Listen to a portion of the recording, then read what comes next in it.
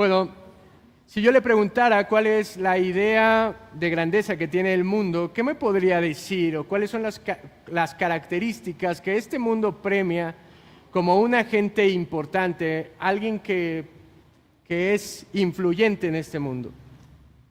Yo creo que todos pensaríamos en dinero, pensaríamos en fama, pensaríamos en poder.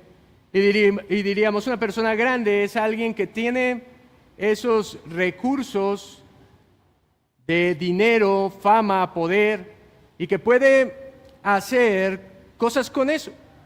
Y fíjese, el mundo nos enseña un concepto de grandeza que tiene que ver con la autoestima y la autorrealización. El mundo está premiando eso y el mundo dice: lo que te falta es autoestima para poder lograr todas tus metas. Y la psicología eso enseña. La mayoría de las personas les falta autoestima, pero ¿sabía que al mundo le sobra autoestima? Nuestro problema más grande es que tenemos una gran autoestima. Nos creemos merecedores de cosas, pensamos que tal vez el trabajo que tiene fulanito, nosotros podríamos ocupar ese lugar mejor que él. Y todo se trata de la vanagloria del hombre. Y mire, aún esa idea de grandeza ha infectado las iglesias, porque hoy en día eso es lo que predomina también en lo que se supone que es el cuerpo de Cristo. Y todos están buscando el éxito aquí en la tierra. Todos estamos buscando ser reconocidos por los demás y en eso gastamos nuestro tiempo. Mire, ¿sabe cómo sabe cuando una iglesia es débil? Porque la iglesia débil siempre está midiendo su éxito a través de los números. Está diciendo, bueno, ¿qué cantidad de personas tenemos para saber si tenemos grandeza? ¿Qué cantidad de dinero ingresa a la iglesia para saber si hay grandeza? Pero la iglesia fuerte se caracteriza por desconfiar de sus capacidades y de sus talentos y recursos. La iglesia que realmente es fuerte en el Señor, en la palabra, desconfía de sus propias capacidades porque sabe que todo lo que puede hacer depende de Dios. Sabe que cada individuo de la iglesia solamente es un instrumento inútil en las manos de un Dios poderoso para hacer cosas impresionantes. Y mire, lastimosamente, no nos damos cuenta cuando venimos a la iglesia que el orgullo es el principal problema de la humanidad. El orgullo es aquello que detona todos los problemas entre las relaciones humanas. ¿Se da cuenta de eso? ¿Por qué los hombres nos peleamos entre nosotros? Es más, entre las propias familias se pelean. ¿Por qué a pesar de que se les muere el papá, todos están peleando por algo en lo material, en lo económico? Porque el orgullo es la raíz de todos los pecados. Si usted piensa cómo se empezó la debacle del ser humano, piense en Adán y Eva. ¿Cuál fue el problema o cuál fue lo que los motivó a desobedecer a Dios? Unas palabras que les dijo Satanás: serás igual que Dios. Si tan solo comieres de ese fruto, si desobedeces a Dios, vas a ser igual que Dios. Y fíjese cómo el ser humano nunca le ha estado, no le ha gustado estar en sujeción a Dios o en sujeción a otra persona, y dice no, de estar bajo el gobierno de Dios, a ser igual que Dios, mejor ser igual que Dios. Ese fue el mismo pecado que tuvo Satanás, y él cayó porque quiso ser igual que Dios. Nos creemos dioses en esta tierra, nos sentimos el centro del universo, y realmente cómo hoy la iglesia está viviendo su cristianismo. ¿Su vida es cristocéntrica o su vida es egocéntrica?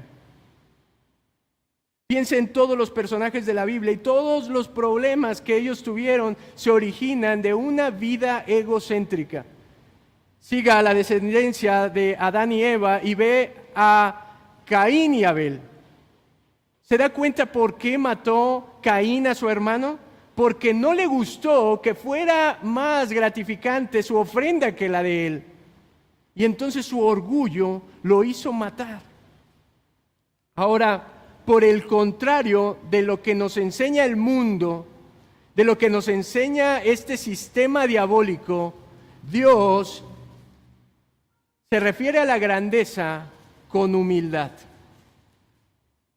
Dios dice que la verdadera grandeza está en la humildad, no en tus capacidades, no en tus logros, no en tus talentos, sino que en que realmente seas humilde.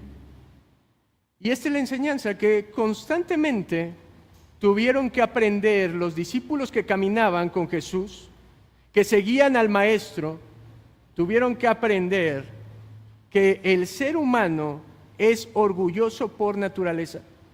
Escuche, a ninguno de nosotros nos cuesta trabajo ser orgullosos.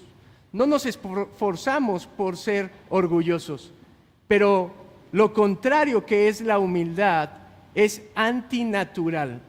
Solamente una persona nacida de nuevo puede ser totalmente humilde para reconocer su bancarrota, para reconocer su necesidad que tiene de cambiar.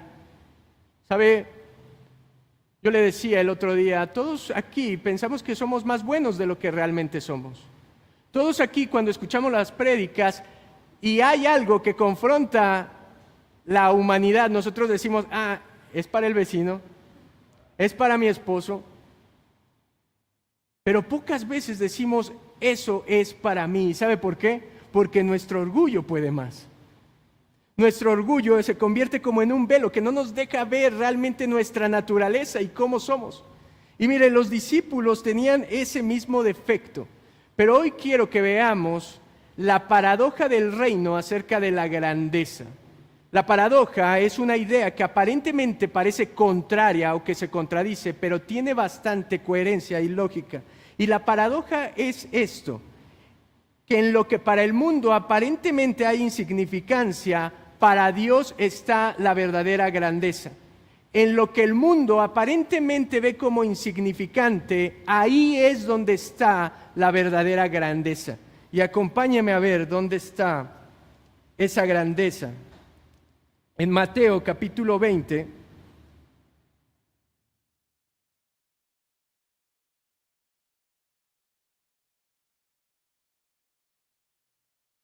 versículo 20.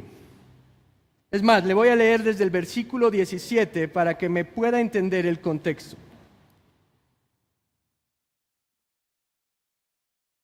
Subiendo Jesús a Jerusalén, tomó a sus 12 discípulos aparte en el camino y les dijo: He aquí subimos a Jerusalén, y el Hijo del Hombre será entregado a los principales sacerdotes y a los escribas, y los condenarán a muerte, y le entregarán a los gentiles para que le escarnezcan, le azoten y le crucifiquen. Mas el tercer día resucitará. Entonces se le acercó la madre de los hijos de Zebedeo con sus hijos, postrándose ante él y pidiéndole algo. Él le dijo: ¿qué quieres? Ella le dijo: ordena en tu reino se sienten estos dos hijos míos, el uno a tu derecha y el otro a tu izquierda. Entonces Jesús respondiendo dijo: ¿no sabéis lo que pedís? ¿Podéis beber del vaso que yo he de beber y ser bautizados con el bautismo con que yo soy bautizado? Y ellos dijeron: podemos. Y les dijo: a la verdad de mi vaso beberéis, y con el bautismo con que yo soy bautizado seréis bautizados, pero el sentaros a mi derecha y a mi izquierda no es mío darlo, sino aquellos para quienes está preparado por mi Padre. Cuando los 10 oyeron esto, se enojaron contra los dos hermanos.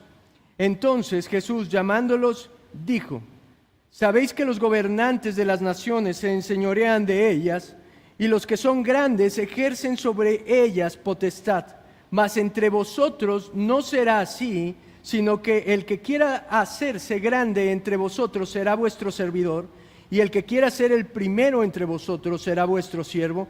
Como el Hijo del Hombre no vino para ser servido, sino para servir y dar su vida en rescate de muchos.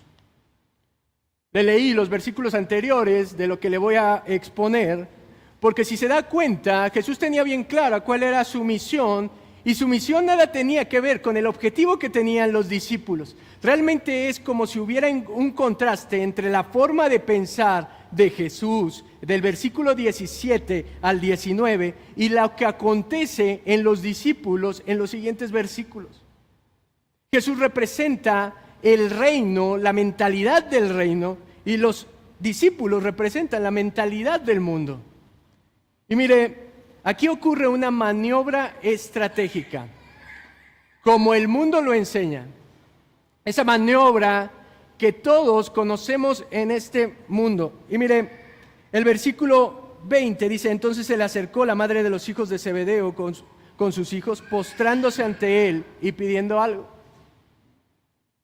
Si usted va al Evangelio de Marcos, capítulo 10, versículo 35, ahí cuenta la historia, la misma historia en paralelo, pero no habla de que se acercó la madre, sino que estos dos hermanos se acercaron y le dijeron: maestro, ¿te podemos pedir algo?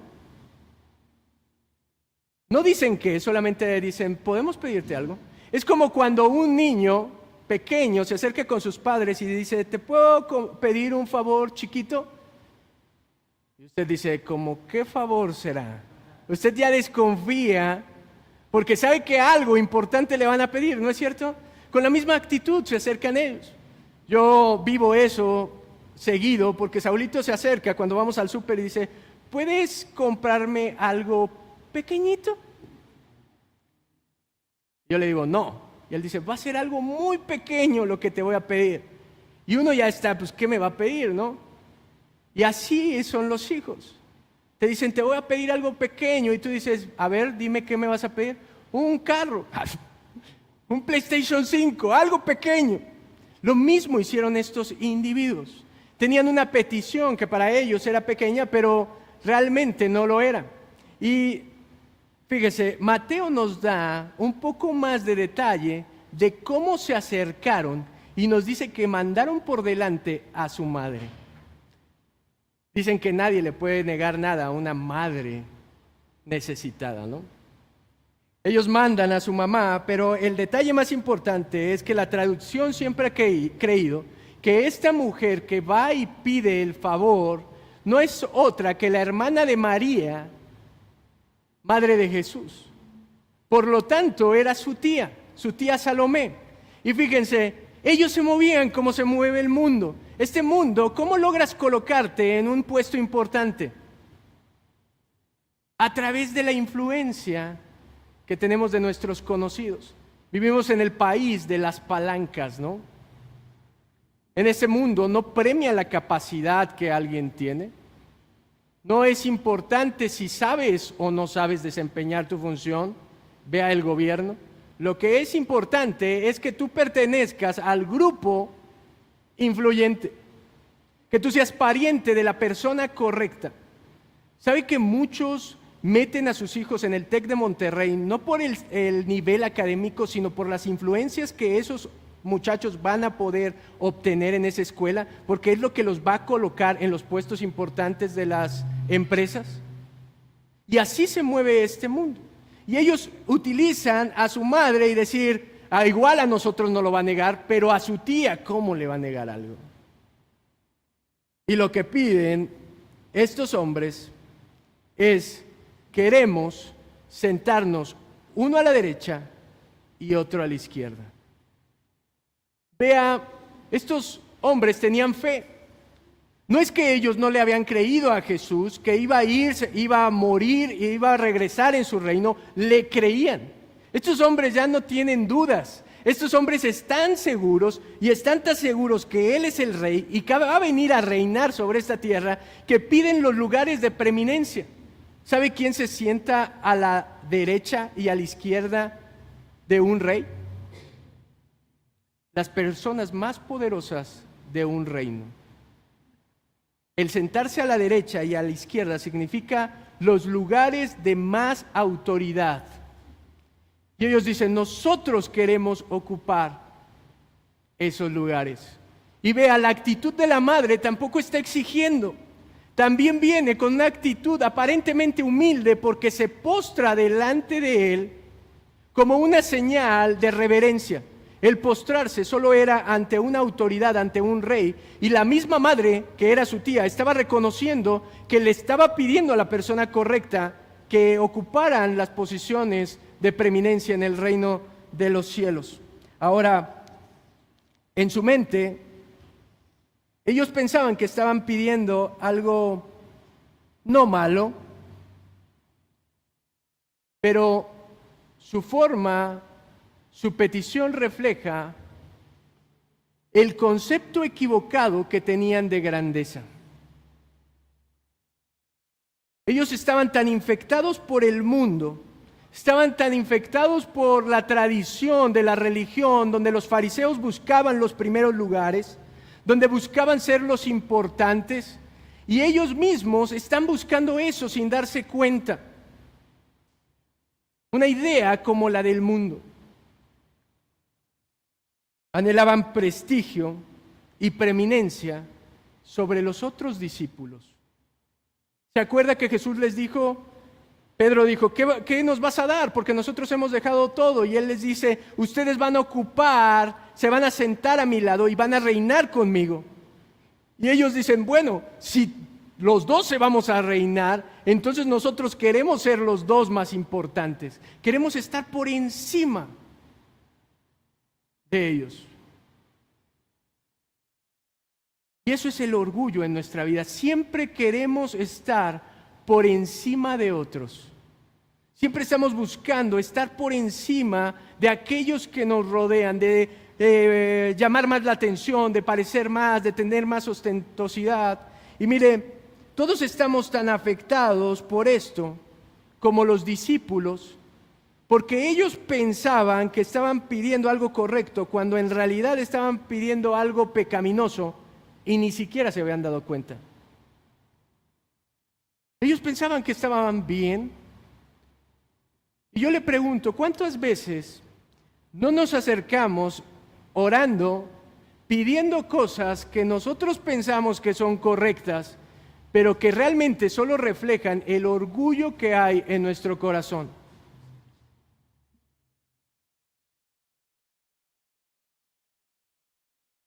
Somos como los hombres que van y oran y dicen, Señor, quiero pedirte un favorcito nada más. Tú sabes que me gusta caminar. Es más, creo que caminar me sirve para el ejercicio, pero Señor, tú sabes que siempre ando en camión y que mi necesidad y el tiempo. Así es que te pido un carrito. Y así oramos, un carrito chiquito, no sé, algo, lo que tú me quieras dar. Pero si puedo decirte algo, nada más me gustaría que ese carrito oliera así como a plastiquito nuevo, así como cuando se lo quitan. Para que no me vaya a fallar y entonces le vaya a dar lata a otros hermanos de la iglesia y tú sabes. Y Señor, de una vez que estamos aquí pidiéndote algo, te pido que sea de color blanco y que de preferencia, como Celaya se inunda mucho, sea con llantas altas así. Es más, si es una camioneta mejor. Y Señor, por último te pido que tenga una estampita que diga Porsche, ¿no? Y rematamos, porque no se queda ahí. Y te prometo que si tú me das una camioneta nueva, yo la voy a usar para la gloria de Cristo y voy a pasar por todos mis hermanos cuando ellos la necesiten. No éramos así. No encubrimos nuestros verdaderos deseos con peticiones que parecen correctas y las adornamos para tratar de convencer a Dios, pero el problema de eso es que Dios conoce perfectamente nuestro corazón mejor que nosotros. Ellos ni siquiera sabían que estaban sacando lo peor de su corazón, porque dice Jeremías que engañoso y perverso es el corazón, ¿quién lo conocerá? A veces nosotros pedimos cosas pensando que están correctas, que son buenas, y ni siquiera nos damos cuenta del orgullo que hay en nuestra vida. Si yo le preguntara, ¿usted es orgulloso?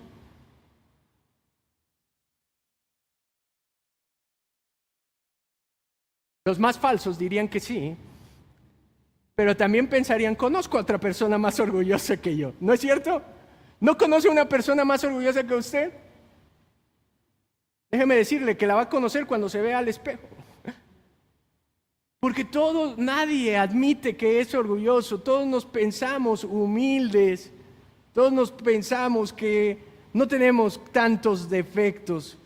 Pero mire, ellos presentan esta petición delante de Jesús y Él contesta lo siguiente. Les dice, versículo 22. Entonces Jesús respondiendo dijo, no sabéis lo que pedís. No saben lo que piden. ¿Podéis beber del vaso que yo he de beber y ser bautizados con el bautismo con que yo soy bautizado? Les dijo, ¿están seguros de qué es lo que quieren? El vaso representa el camino de sufrimiento que iba a padecer Jesús, y cuando se utilizaba esta ilustración de tomar el vaso, significaba que tú te identificabas perfectamente con un maestro. Por eso la simbología de la cena del Señor, cuando Él les dijo, van a comer mi carne y tomar de mi sangre, eso significaba perfecta comunión con el Maestro. Estamos identificados hasta en tu muerte contigo. Y Él les dice, ¿están seguros que pueden tomar el vaso completo? Esto es la medida completa de mi sufrimiento. Y les dice otra cosa, y ser bautizados con el bautismo. Esto es casi la misma idea. El bautismo se refiere al castigo en el que nuestro Señor Jesucristo iba a ser sumergido a causa de los pecados de la humanidad. Les está diciendo, ¿seguro que eso es lo que quieren? ¿Están dispuestos a atravesar el camino del sufrimiento? ¿A recibir la justa ira de Dios por los pecados? Y lo más sorprendente es su respuesta en ese versículo 22, porque ellos dicen, podemos. Eso es lo que más me sorprende de cómo muestra el orgullo de estas personas. El orgullo te hace anhelar cosas incorrectas, pero el orgullo también, fíjense, te hace distorsionar nuestras capacidades y nuestra autoimagen. Cuando ellos entendieron perfectamente que Jesús les estaba diciendo eso, y ellos responden, podemos, nosotros también podemos. Yo quiero pensar, ¿por qué dijeron esto? Sabiendo lo que significaba. Anhelaban tanto, a lo mejor, la posición de autoridad en el reino, que estaban dispuestos a morir por eso. Estaban dispuestos a sufrir por ocupar esos lugares. Eso es lo mismo que vemos en el mundo. La gente está dispuesta a entregar su dignidad por unos centavos en un puesto importante porque piensan que eso es grandeza. La gente está dispuesta a dar su vida completa, a sacrificar a su familia por lo que ellos piensan que es la grandeza en esta tierra. Y mire, la actitud que tienen estos discípulos es de autoconfianza. Ellos se sentían muy seguros de ellos mismos, al grado que dicen, podemos. Y ese es el precio, aquí estamos nosotros. ¿Qué más hay que pagar? Y mire, quiero decirle algo que hace el orgullo. Quiero irle mostrando todo lo que provoca el orgullo en nosotros. Nuestro orgullo transforma nuestras fortalezas en vicios y debilidades.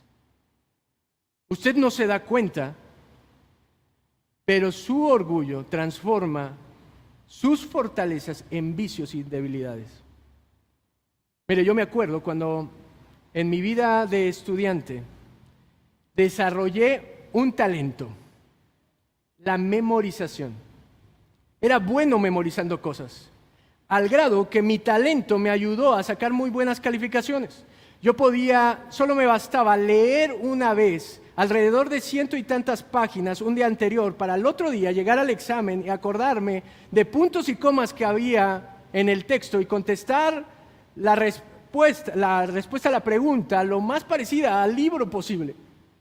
Pero eso desarrolló vicios en mí al grado de que yo nunca fui responsable con las tareas. Nunca me hice ordenado, administrado ni nada, porque yo decía, ¿para qué si yo tengo este talento? ¿Sabe cuál es el problema de eso? Que no sabe el trabajo que me ha costado el seminario en cosas que yo no conozco, en cosas que requieren ser ordenado para estudiar, para predicar, para tener una mente bien ordenada de trabajar y sentarme, ¿no sabe? Sentarme a leer mi Biblia y lastimar mi carne con eso que no me gusta y estar apuntando cosas en una libreta y estar llenando cosas. Y eso que para mí no era importante, hoy muestra el vicio que yo generé porque confiaba de más. El problema cuando usted genera un vicio, adivine qué. Los efectos de la caída en el ser humano son la muerte, ¿no es cierto? Y adivine qué se le muere con el tiempo. Las neuronas. Y entonces la que era la fortaleza, hoy yo no tengo esa fortaleza, ¿y qué me queda? Lo que no aprendí en 30 años de escuela, hoy lo tengo que hacer a marchas forzadas. Y mire, nuestro orgullo transforma nuestras fortalezas en las debilidades, porque quiero ponerle un ejemplo. ¿Sabe cuáles son las carreteras más peligrosas para un conductor? Las carreteras donde la mayoría de traileros tienen accidentes, ¿sabe cuáles son? Aquellas que han pasado por años y en las cuales ellos tienen confianza, que la conocen perfectamente. El cerebro tiene algo que es la sistematización y recuerdos que va agrupando. Y le pongo el ejemplo, mire, si usted maneja y usted hace el mismo trayecto todos los días, ¿no es cierto que a veces ya lo realiza inconscientemente? O ya no requiere el esfuerzo de estar concentrado, sino de repente usted va, pasa semáforos y cuando acuerda ya está en donde iba. A mí me pasa todos los días, cuando acuerdo ya estoy estacionado en la escuela y no sé ni cómo llegué ahí. Porque mi cerebro ya no requiere esfuerzo para poder manejar ese trayecto, porque se lo sabe de memoria. Entonces, en ese momento, ¿sabe qué ocurre? ¿Por qué los traileros se accidentan en las carreteras que más frecuentan? Porque se confían. Y es donde se duermen más traileros en las que son sus pasadas todos los días. Porque cuando tú te sientes incapaz, ¿qué haces? Te mantienes alerta. En una carretera o en un camino, en una ciudad que tú no conoces, estás espejeando, estás viendo el retrovisor, estás viendo todo porque tienes miedo de no llegar y estás con todos tus sentidos concentrado. Y a veces por eso nuestra debilidad se convierte en nuestra mayor fortaleza, porque tenemos más concentración. Pero lo otro es cuando nuestra fortaleza nos traiciona. Ellos estaban autoconfiados en que podían. Y mire, Jesús les contesta, a la verdad,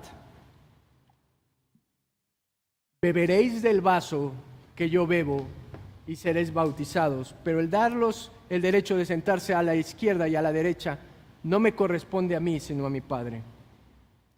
Ante esa actitud, fíjense, Jesús les dice, sí, verdaderamente van a sufrir, pero el darnos la posición de autoridad no me corresponde. Es como decir, te aseguro que vas a sufrir, pero el premio no lo vas a obtener. Mire, ¿sabe que Jacobo, el primero de los hermanos, fue el primer mártir de los apóstoles? Y Juan murió exiliado en la isla de Patmos y se cree que fue torturado también. Aunque no tuvo una muerte violenta, también fue torturado. Jesús no les estaba mintiendo, les dijo, verdaderamente van a padecer eso. Pero esto no lo pudieron hacer por sus fuerzas, ¿Sabe por qué pudieron ir y entregar su vida por la causa del Evangelio?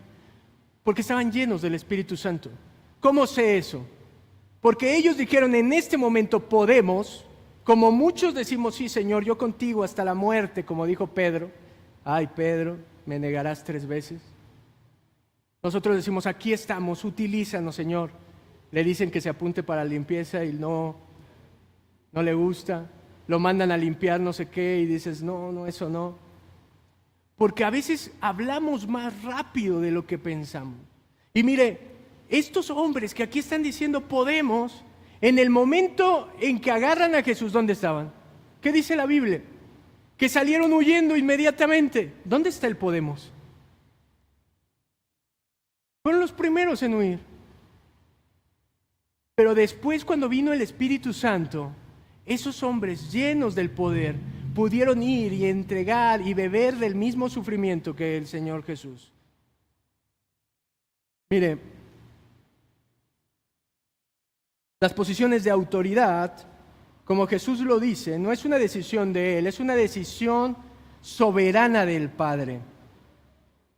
Es una decisión que solo el Padre puede tener. Pero mire lo que me sorprende. Si ahí podría terminar la lección, vea el versículo 24. Cuando los 10 oyeron esto, se enojaron contra sus hermanos. ¿Cuál es la respuesta que tienen los otros discípulos, los otros 10 acerca de sus hermanos? Dice que se enojan. ¿Por qué se enojaron? Porque les habían comido el mandado. Ellos dijeron, ese puesto yo lo quería. Estaba a punto de pedirle eso al Señor y estos se me adelantaron, eso es injusto. ¿Cómo que estos van a ser la autoridad si yo he puesto más dinero en el alfolí? Pudo decir alguno de ellos. ¿O cómo que ellos van a ser los 2 al lado si yo he servido más que ellos? Y dice que se enojaron. Porque miren, el orgullo se irrita fácilmente. Por eso, si usted es alguien que de todo se enoja, si todo le molesta, porque hay demasiado orgullo en ustedes, en nosotros. Mire, ¿por qué nos enojamos cuando nos critican, cuando nos difaman, cuando nos hacen algo? ¿Por qué nos enojamos? ¿Quiere la respuesta? Porque estamos demasiado vivos nosotros. ¿En qué sentido? ¿Por qué se enojan los discípulos? ¿No se supone que Jesús les dijo que el que quería ser su discípulo tenía que morir a sí mismo, negarse a sí mismo y tomar su cruz? ¿No está diciendo Jesús que el que cree en Él es aquel que ha abandonado su vida y aquella viejo hombre está muerto y ahora su nueva vida está en Cristo? ¿Sabe por qué nos enojamos? Porque aquel hombre que está muerto, o se supone que está muerto, está demasiado vivo. Por eso le irrita, porque hay algo que todavía en su orgullo dice, no, pero este me hizo menos, me vio feo. Si de verdad estuviéramos totalmente muertos en Cristo, no tendríamos tantos problemas de eso. No nos ofenderíamos tan fácil. Pero mire, déjeme decirle otra cosa que hace el orgullo. El orgullo se irrita con los pecados de los demás. ¿Cuál era la actitud que tenían que tener estos discípulos? ¿No tendrían que haber hecho como Jesús cuando iba camino a Jerusalén? ¿Y qué fue cuando vio a Jerusalén y supo todo lo que ya sabía, pero se acordó de todo lo que le iban a hacer? ¿Y qué dijo?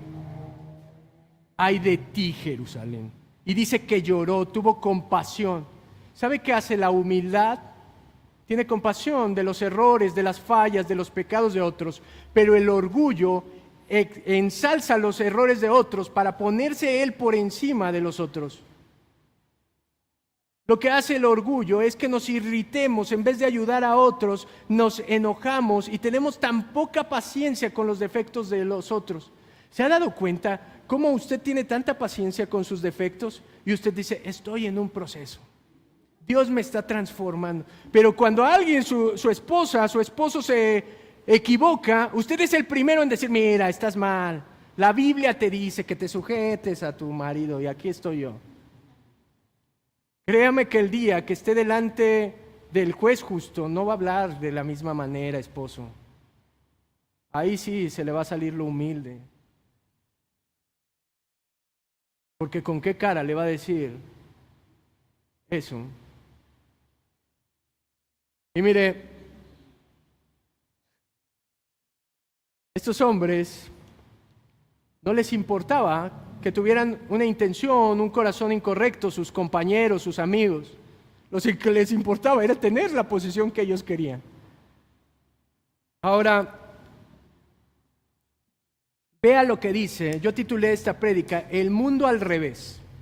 Después de esta escena, aquí viene el mensaje de Jesús. Dice versículo 25, entonces Jesús llamándolos dijo, ¿sabéis que los gobernantes de las naciones se enseñorean de ellas y los que son grandes sobre ellas ejercen sobre ellas potestad? Ahora vea, este es el mundo, este es el sistema del mundo. La gente quiere obtener grandeza por medio de estar pisoteando, de ponerse por encima de los otros.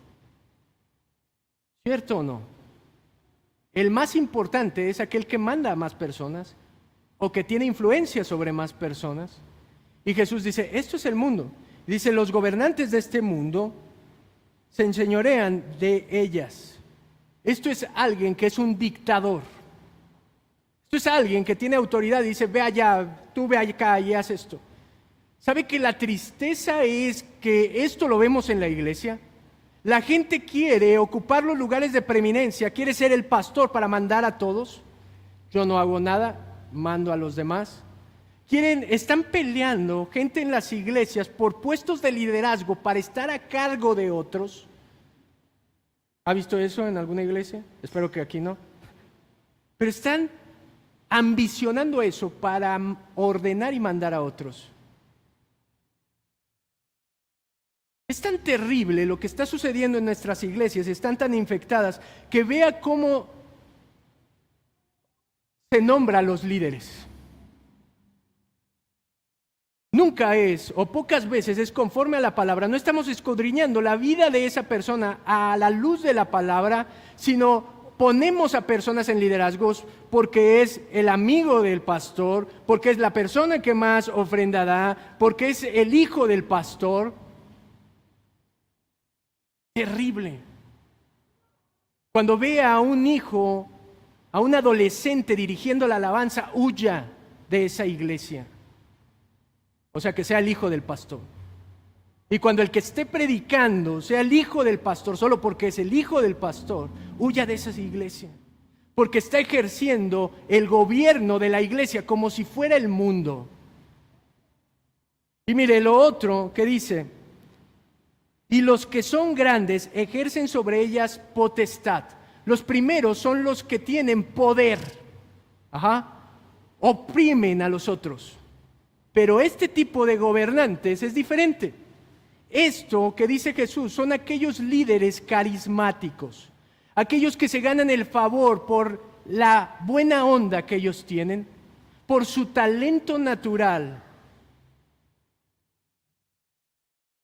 A veces, en las iglesias, para ponerse por encima de los otros es, yo tengo aquí 30 años en el cristianismo. No sabes, yo tengo el poder de profetizar a no sé cuántas multitudes, sacar no sé cuántos demonios y no sé qué tanto. Y eso lo hacen para ponerse por encima a veces de los demás. Y el que viene por primera vez dice, pues yo nada más, ni Biblia tengo. Pero eso no consiste en la grandeza. Es absurdo. No consiste en qué tan carismático es usted. Y vea, el mundo al revés piensa esto, pero aquí Jesús da la clave. Versículo 26, mas entre vosotros no será así. El mundo al revés, sino que el que quiera hacerse grande entre vosotros será vuestro servidor. y el que quiera ser el primero entre vosotros será vuestro siervo.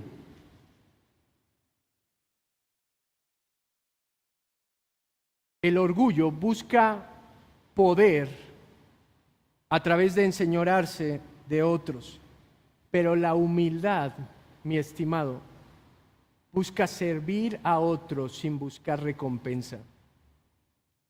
Mire, la verdadera grandeza no está en servirse de los demás, sino en servirles. Es lo que está diciendo Jesús. ¿Escuchó? La verdadera grandeza no está en que usted se sirva de los demás, sino que usted es el siervo de los otros.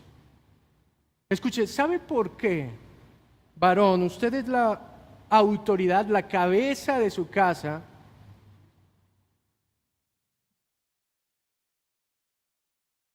Porque usted es el primer servidor de su familia. Usted es el siervo de su esposa. Usted está al servicio de atender a su familia. Esa es la verdadera grandeza y autoridad que enseña Jesús. Usted es el primero en poner el ejemplo. Usted es el primero en trabajar. Y a veces, ¿cuánto nos cuesta trabajo, hombres? Y nosotros decimos, no, es que yo soy la autoridad. La pieza de pollo más grande es para mí. La mejor pieza. Cuando nosotros deberíamos de poner la comida, la mejor pieza, al servicio de nuestra familia. A los ojos de Dios, el único tipo de grandeza que existe es el ser siervo fiel. Escuche, voy a explicar esto. Siervo fiel no significa que usted ame más a las personas que a Dios. A veces los líderes piensan que están haciendo un bien porque están sirviéndole a la gente desobedeciendo a Dios. Pero le estoy siendo fiel a la gente. Ese no es el siervo fiel. Es siervo fiel a Dios. El que es fiel a la gente y no a Dios nunca va a confrontar a nadie, nunca va a predicar la verdad, porque eso va a incomodar a la gente y la gente va a dejar de admirarlo y de quererlo. Pero aquel que es el siervo fiel sirve a la gente por amor a su Dios. Por amor a su Dios. Y mire, si aún no le ha quedado claro, la palabra siervo es una palabra muy especial. En la antigüedad había criados y siervos. Y el criado tenía cierta independencia, personalidad. El criado podía salir de la casa del amo, ir y darse una vuelta ahí en la plaza, no sé, turistear. Pero el esclavo, escuchen, el esclavo le pertenecía a su señor y solo hacía lo que su señor le decía. Y es ahí donde radica la grandeza, el ser el siervo de los demás. El siervo vivía con el amo. El siervo no obtenía una paga como tal que se pudiera ir a gastar. Vivía ahí. Ahora, mi estimado, después de esta prédica, ¿qué tan servicial es usted? Si nosotros salimos de aquí y decimos, ¿entendemos esto? Lo servicial y lo humilde nos dura hasta que vamos en el tráfico, en un embotellamiento, y va usted ahí, y va ahí su carro, atrás de una fila larga de carros, y usted ve pasar por la derecha a otro carro y se le mete así. Hasta ahí le duró el servicio y la humildad y el ayudar a otros, y llegó su orgullo, ¿no es cierto? O usted dice, qué bueno que se metió ahí. ¿Verdad que no? Nos irrita, nos molesta eso, porque no estamos dispuestos a sacrificar nada por nadie, más que por las personas que amamos. Para que usted pueda ser humilde, se requiere que el amor de Cristo more en usted. Y esta es la paradoja que le dije al principio. que donde el mundo ve aparentemente insignificancia, en ser un siervo de los demás, para Dios ahí está la verdadera grandeza. ¿Se da cuenta de eso? Esta es la idea con la que empieza esta historia y termina.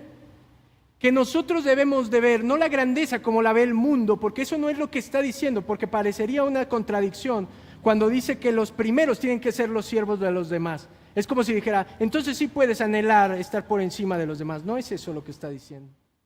Está diciendo que el concepto del mundo está equivocado y que la verdadera grandeza está en ser el siervo más bajo de todos los demás. La verdadera grandeza está cuando usted sirve a su familia. La verdadera grandeza es cuando usted es el siervo en su iglesia, cuando usted es siervo de la sociedad, porque ahí mostramos el patrón totalmente diferente que el mundo no enseña.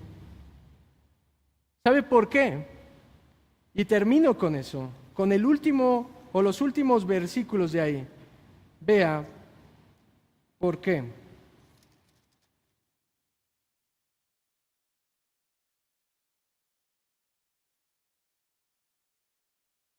Versículo 28.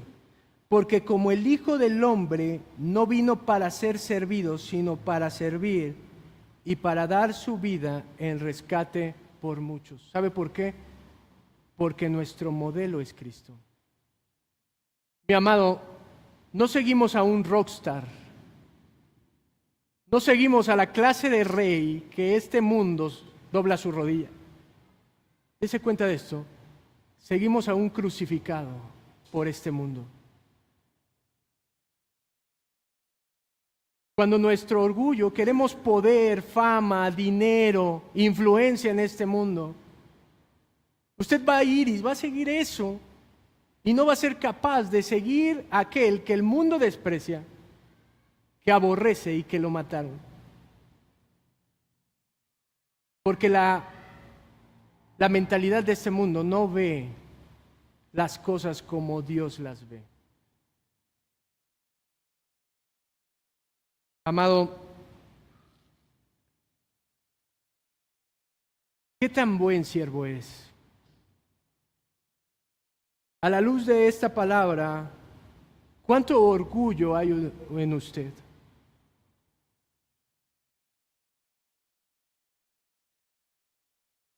Yo quiero que reflexione en esto y que usted se haga las preguntas que yo le estoy haciendo y puede identificar si verdaderamente usted ve la grandeza en un servicio sacrificial y humilde hacia los demás. ¿Sabe cómo se da cuenta si usted presta un servicio o es un siervo?